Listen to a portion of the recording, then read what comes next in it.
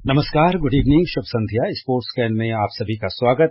श्रोताओ, sports can के आज के संस्करण में मैं हूं अतहर सईद आपके साथ और तमाम खेल खबरों पर विस्तार से चर्चा के लिए हमारे साथ हमारे स्टूडियो में मौजूद हैं वरिष्ठ खेल विशेषज्ञ गौस मोहम्मद। गौस मोहम्मद, स्पोर्ट्स कैन कार्यक्रम में आपका बहुत स्वागत। धन्यवाद, सबको नमस्कार।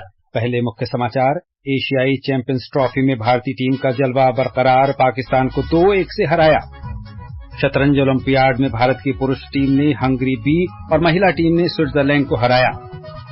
भारतीय भाला फेंक खिलाड़ी नीरज चोपड़ा आज देर रात ब्रसल्स में खेली जा रही डायमंड लीग फाइनल में अपनी चुनौती पेश करेंगे। और बैडमिंटन में वियतनाम ओपन में भारत की चुनौती समाप्त।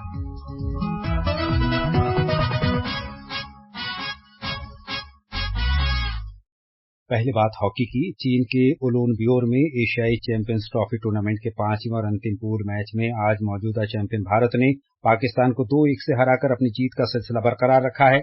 मैच का विस्तृत ब्यौरा लेते हैं अपने सहयोगी विनय सक्सेना से।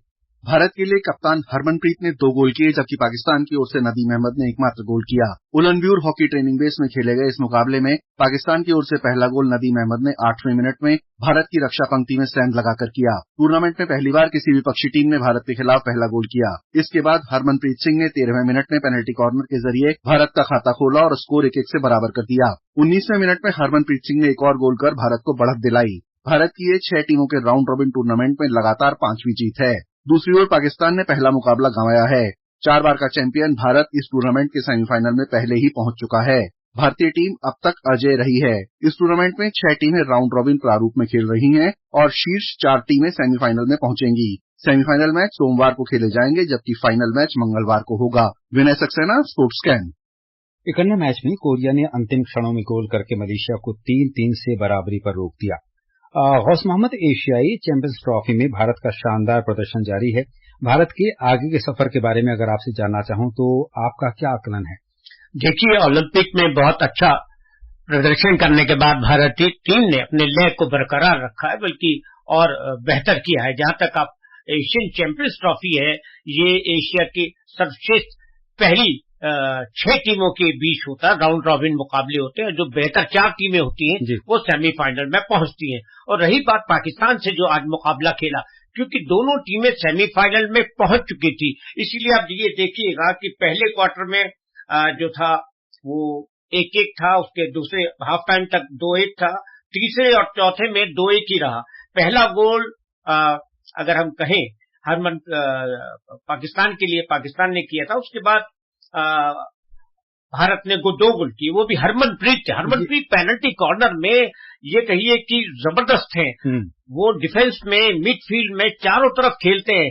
एक ऐसा खिलाड़ी जो अपनी टीम के लिए प्रेरणा है और सबको साथ लेके चलता है। जैसे आप कहते हैं, इंग्लिश में कहते हैं leading from the front. Harmanpreet जो है हर मन का प्रीत है। और यकीन कीजिए कि जब दोनों का तय था, तब सेमीफाइनल में चाइना का मुकाबला पाकिस्तान से और भारत का मुकाबला साउथ कोरिया से होगा। तो ये मुकाबला कैसा होने जा रहा है कोरिया से भारत का? देखिए, कोरिया की टीम जो है वो आप एक चीज खास देखिए कि ओलंपिक में एशिया के देशों से सिर्फ भारत ओलंपिक में नजर आया। पहले कोरिया, जापान, ये सब टीमें होती थी, लेकिन अब वो नहीं रहा।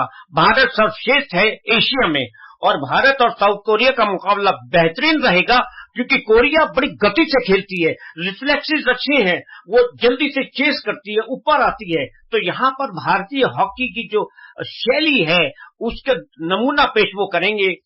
छोटे छोटे पास भी खेलेंगे और साउथ कोरिया को विचलित करके गोल करेंगे। रही बात पेनल्टी कॉर्नर में, हमेशा देख लीजिए, जापान हो, कोरिया हो या यूरोपियन हो, इनके जो गोलकीपर है पेनल्टी कॉर्नर के खिलाफ बेहतर होते हैं। तो फील्ड गोल देखने को मिलेंगे भारत की तरफ से।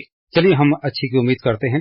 गौस मोहम्मद, भारतीय कप्तान का आपने जिक्र किया। भारतीय कप्तान के जो कुशल नेतृत्व है और बेहतरीन जो व्यक्तिगत प्रदर्शन है, क्या हमें ट्रॉफी की तरफ एक बार फिर ले जाएगा? बेशक, क्योंकि देखिए, अगर हम बात करें तो भारत ने कई बार ये चैंपियनशिप जीती है। और यहाँ पर अगर पाकिस्तान के खिलाफ जो उन्होंने एशियन चैंपियंस ट्रॉफी में मैच खेले, 12 में से भारत ने 8 जीते हैं। 2 मैच पाकिस्तान जीत चुका है और भारत ने उनके खिलाफ 34 गोल किए हैं। तो ये चैंपियंस ट्रॉफी एक बहुत अच्छी प्रतियोगिता है, इससे काफी कुछ सीखने को मिलता है। और एशियाई देशों में क्योंकि अगर 20-25 देश हो जाते हैं उसमें वो आनंद नहीं आता। यहाँ सर्वश्रेष्ठ टीम खेल रही है, यानी कोई भी कम नहीं है। और ओलंपिक में भारतीय टीम खेलती है, उन्होंने दिखाया कि एशियन चैंपियंस के वो सही मायने में चैंपियन, तभी वो ओलंपिक में खेलते हैं और तीसरे नंबर पे रहे हैं। बिल्कुल। अब देखिए, अंतिम पूल मैच आज हो गया है, तो अब सेमीफाइनल और फाइनल के 2 मैच बचे हैं। गौस मोहम्मद, मुझे ये बताइए कि आगे के मैचेस के लिए, यानी 2 मैचेस के लिए, सेमीफाइनल अगर हम जीत जाते हैं तो फाइनल मैच बचता है, तो इन दोनों मैचेस में भारत की रणनीति क्या रहनी चाहिए? रणनीति देखिए, एक बहुत ही सुंदर बात जो ओलंपिक से नजर आई है जी, कि ये टीम जो है, कोच जो रणनीति बनाता है, जो टैक्टिकल खेल कोच करता है, ये पूरी टीम उस पर चलती है। जैसे चाहे न्यूजीलैंड के खिलाफ खेला हो, जर्मनी के खिलाफ खेला हो, ऑस्ट्रेलिया के खिलाफ ओलंपिक में खेला हो, तो सबसे बेहतरीन जो उपलब्धि रही है भारतीय टीम की, कोच और कप्तान और पूरी टीम एक टैक्टिकल योजना से चलते हैं। और अब बात शतरंज की। हंगरी के बुडापेस्ट में खेले जा रहे 45वें शतरंज ओलंपियाड में भारत की पुरुष टीम ने प्रतियोगिता में पहली बार अंक गंवाने के बावजूद हंगरी बी को 3.5 के मुकाबले 0.5 से हराकर अपना विजय अभियान जारी रखा है। जबकि भारतीय महिला टीम की बात करें तो अभी 6 अंकों के साथ संयुक्त रूप से बढ़त बनाए हुए। इस पर और जानकारी दे रहे हैं हमारे सहयोगी मुकेश कुमार। ओपन वर्ग में भारतीय टीम की जीत के नायक अर्जुन एरिगैसी रहे, जिन्होंने पीटर प्रोहात्स्का के खिलाफ आक्रामक खेल के साथ शानदार जीत दर्ज की। विदित गुजराती को पप गैबोर के खिलाफ ड्रॉ से संतोष करना पड़ा। इस प्रतियोगिता में ये पहला अवसर है जब कोई भारतीय पुरुष खिलाड़ी जीत हासिल करने में असफल रहा है, लेकिन डी गुकेश ने एडम कोजाक को और आर प्रज्ञानंद ने तमस बानुज को हराकर भारत की बड़ी जीत सुनिश्चित की। वहीं महिला वर्ग में शीर्ष बोर्ड पर डी हरिका की करारी हार के बावजूद आर वैशाली, दिव्या देशमुख और वंदिका अग्रवाल ने शानदार जीत दर्ज की, जिससे भारतीय टीम स्विट्जरलैंड को 3-1 से हराने में सफल रही। भारतीय महिला टीम अभी 6 अंकों के साथ संयुक्त रूप से बढ़त पर है। हरिका हाल ही में रूस की नागरिकता छोड़कर स्विट्जरलैंड की टीम में शामिल होने वाली अलेक्जेंड्रा कोस्टेन्यूक से हार गयी। Mukesh Kumar, sports camp. गौस मोहम्मद, शतरंज ओलंपियाड में भारत के अभी तक के प्रदर्शन से आप कितना संतुष्ट हैं? देखिए, जाहिर सी बात है कि शतरंज में पिछले कुछ अरसे से, खास करके गुकेश के आने से, एक नई जान भारतीय शतरंज में आई है। विश्वनाथन आनंद थे, इसमें कोई शक नहीं, भारतीय टीम शतरंज में अच्छा करती थी, पर अब कई खिलाड़ी एक जैसे आ गए हैं, हर एक में आपस में जो है नेक टू नेक फाइट होते हैं। तो जब आपके पास ऑप्शन ज्यादा होते हैं तो आपका जो सुधार है, प्रदर्शन है, बहुत अच्छा होता है। और कंपटीशन जितना अच्छा होगा आपस में ही, तो आप अंतर्राष्ट्रीय स्तर में सामने वालों को मुश्किल में डालेंगे। जैसे इसमें भी भारत की शीर्ष विजेता प्राप्त हरिका द्रोणावली ने के जो है स्विट्जरलैंड की अलेक्जेंड्रा से हार का सामना जरूर करना पड़ा, लेकिन बाद में उन्होंने अपने आप को ठीक स्थिति में लाए। पर सबसे जो हम जबरदस्त बात करेंगे वो गुकेश की करेंगे। बताइए, कुछ कह रहे थे आप? नहीं, प्रदर्शन बेहतरीन रहा है कुल मिलाकर कहा जाए, लेकिन अब भारतीय महिला टीम की मैं बात करना चाहता हूं। तो भारतीय महिला टीम का यदि हम चर्चा करें तो वो संयुक्त रूप से बढ़त बनाए हुए है। आगे की मंजिल गौस मोहम्मद आपको कितनी कठिन या फिर कितनी आसान नजर आती है?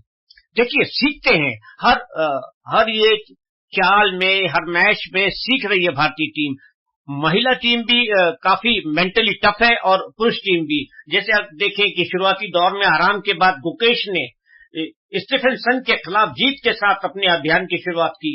एक बराबरी के मध्य में 18 साल के खिलाड़ी ने एक मोहरे की बलि देने का एक साहसिक कोशिश की थी।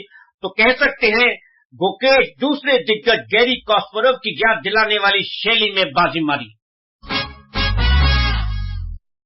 और अब चर्चा करेंगे डायमंड लीग की। एथलेटिक्स में भारत के 2 बार के ओलंपिक पदक विजेता नीरज चोपड़ा आज देर रात बेल्जियम की राजधानी ब्रसल्स में डायमंड लीग फाइनल की भाला फेंक प्रतियोगिता में प्रतिस्पर्धा करेंगे, जो भारतीय समय अनुसार 1:52 पर शुरू होगी। जबकि राष्ट्रीय रिकॉर्ड धारक 3000 मीटर स्टेपल चेज धावक अविनाश सावले की अगर हम बात करें तो कल देर रात डायमंड लीग फाइनल में निराशाजनक प्रदर्शन के साथ 9वें स्थान पर रहे। चलिए पहले डायमंड लीग फाइनल पर विशाल शर्मा की रिपोर्ट सुन लेते हैं और उसके बाद इस पर हम चर्चा करेंगे। डायमंड लीग में नीरज का ट्रैक रिकॉर्ड मजबूत है। उन्होंने 2022 में फाइनल जीता था और 2023 में दूसरे स्थान पर रहे थे। 2024 सीजन में उन्होंने 2 मुकाबलों में 14 अंक अर्जित किए और वे अंक तालिका में चौथे स्थान पर रहे। पेरिस ओलंपिक 2024 के स्वर्ण पदक विजेता पाकिस्तान के अरशद नदीम ने इस साल डायमंड लीग में केवल एक बार प्रतिस्पर्धा की और ब्रसेल्स फाइनल के लिए क्वालिफाई नहीं कर सके। दूसरी ओर अविनाश सावले पहली बार डायमंड लीग फाइनल में हिस्सा ले रहे थे। वे 10 खिलाड़ियों की दौड़ में 8 मिनट 17.09 सेकंड के समय के साथ 9वें स्थान पर रहे। इस स्पर्धा में कीनिया के अमोस सेरेम 8 मिनट 6.90 सेकंड के समय के साथ डायमंड लीग चैंपियन बने, जबकि मौजूदा ओलंपिक और विश्व चैंपियन मोरक्को के सोफियाने एल बक्काली ने 8 मिनट 8.60 सेकंड का समय लेकर दूसरा स्थान हासिल किया। ट्यूनीशिया के मोहम्मद अमीन झिनावी तीसरे स्थान पर रहे। साबले ने 7 जुलाई को डायमंड लीग के पेरिस चरण में 8 मिनट 9.91 सेकंड के समय के साथ अपने ही राष्ट्रीय रिकॉर्ड में सुधार के बाद छठा स्थान हासिल किया था। वे 25 अगस्त को सिलेसिया चरण में 4वें स्थान पर रहे थे। अब सबकी नजरें भाला फेंक खिलाड़ी नीरज चोपड़ा के आज के प्रदर्शन पर टिकी हैं। Vishal Sharma, sports can. गौस मोहम्मद, मैं समझता हूं कि आज हर भारतीय की नजर 2 बार के ओलंपिक पदक विजेता नीरज चोपड़ा के प्रदर्शन पर लगी होगी। हम सभी उनसे बेहतर प्रदर्शन की अपेक्षा भी कर रहे हैं। बेशक, देखिए, ऐसा नीरज अच्छी फॉर्म में है, लेकिन एक ही चीज उनको परेशान करती है कि मीट में वो दूसरे स्थान पर रहे। पर वो खिलाड़ी हमें देखने से लगता होगा बॉडी लैंग्वेज से परेशान है, वो परेशान नहीं रहती, बहुत मेंटली टफ है। इतना जबरदस्त कूल माइंड खिलाड़ी, जबकि ओलंपिक में किस तरह वो दूसरे स्थान पर रहे, कोशिश कर रहे थे कि वो पहले स्थान पे बेहतर करें, लेकिन वहां पर पाकिस्तानी जो था उन्होंने अपनी जिंदगी की बेहतरीन थ्रो फेंक कर वो जीत लिया और उसके बाद वो कहीं भी दिखाई नहीं दे रहे। डायमंड लीग में भी वो क्वालिफाई नहीं कर पाए, लेकिन नीरज लगातार बने हुए हैं। उनका ठंडा दिमाग गजब का है और उम्मीद कर सकते हैं उनसे बेहतर। बिल्कुल ठीक कहा आपने। अगर डायमंड लीग की चर्चा करें तो यहाँ उनका प्रदर्शन हमेशा बेहतर रहा है। गौस मोहम्मद जी हाँ, 2022 में चैंपियन रहे थे, 2023 में वो जैकब से हार गए थे, लेकिन अब उम्मीद है क्योंकि जिस तरह से वो चलते हैं यहाँ खिताब जीत सकते हैं। और अब badminton. Vietnam open super 100 badminton tournament में भारत की चुनौती समाप्त हो गई है। ध्रुव कपिला के अस्वस्थ होने के कारण उनकी और तनिषा क्रेस्टो की भारतीय मिश्रित युगल जोड़ी को आज अपने पहले सेमीफाइनल मैच से हटना पड़ा। कपिला और क्रेस्टो की 6ठी वरीयता प्राप्त जोड़ी को सेमीफाइनल में अदनान मौलाना और इंदाह काहिया सारी जमील की इंडोनेशियाई जोड़ी का सामना करना था, लेकिन कपिला को बुखार और पीठ में दर्द के कारण भारतीय जोड़ी को इस मैच से हटने के लिए मजबूर होना पड़ा। गौस मोहम्मद, एक खिलाड़ी का फिट रहना कितना जरूरी है, क्योंकि आज निराशाजनक तरीके से हमारी मिश्रित युगल टीम बिना खेले मुकाबले से बाहर हो गई, जबकि वो खिताब की प्रबल दावेदार मानी जा रही थी। देखिए, साइना जो है इतनी जबरदस्त खिलाड़ी थी, अपनी फिटनेस की वजह से एक बार इंजरी हो गई, बहुत ज्यादा अच्छे से ऊपर नहीं आ पाई। सिंधु जो है बेहतर खेली, लेकिन जो एक बार इंजरी हुई है उसके बाद वो अपने शेष प्रदर्शन पर नहीं आ पाई। और ये बात जो बुखार की होती है, सफर से कभी कभी ऐसा हो जाता है, ये दुर्भाग्यवश लक की भी बात कह सकते हैं, लेकिन फिटनेस एक गजब की चीज है जो होनी चाहिए। और अब डेविस कप विश्व ग्रुप 1 के मुकाबले में भारत का सामना स्वीडन से हो रहा है। आज खेले गए सिंगल्स मुकाबले में भारत के श्रीराम बालाजी स्वीडन के इलियास यमीर से 4-6, 2-6 से हार गए, जबकि दूसरा सिंगल्स मुकाबला रामकुमार रामनाथन और लियो बोर्ग के बीच इस समय खेला जा रहा है। ताजा समाचार मिलने तक लियो बोर्ग 6-3 से पहला सेट जीत गए हैं। हॉकी इंडिया ने 15 सितंबर से 9 अक्टूबर तक होने वाले राष्ट्रीय कोचिंग शिविर के लिए आज 33 सदस्यीय भारतीय महिला हॉकी टीम की घोषणा की। ये शिविर बेंगलुरु में भारतीय खेल प्राधिकरण साई के परिसर में लगेगा। ये शिविर आगामी 11 से 20 नवंबर तक महिला एशियाई चैंपियंस ट्रॉफी के लिए भारतीय टीम की तैयारी की शुरुआत होगा। और श्रोताओं, अब समय हो चला है आपसे विदा लेने का। कल फिर मिलेंगे कुछ और ताजा खेल खबरों के साथ। गौस मोहम्मद, आप हमारे स्टूडियो में आए और तमाम खेल खबरों पर हमारे साथ चर्चा की, इसके लिए आपका धन्यवाद। धन्यवाद, नमस्कार। और श्रोताओं, इसी के साथ स्पोर्ट्स कैन की पूरी टीम के साथ अतहर सईद को अनुमति दीजिए। नमस्कार।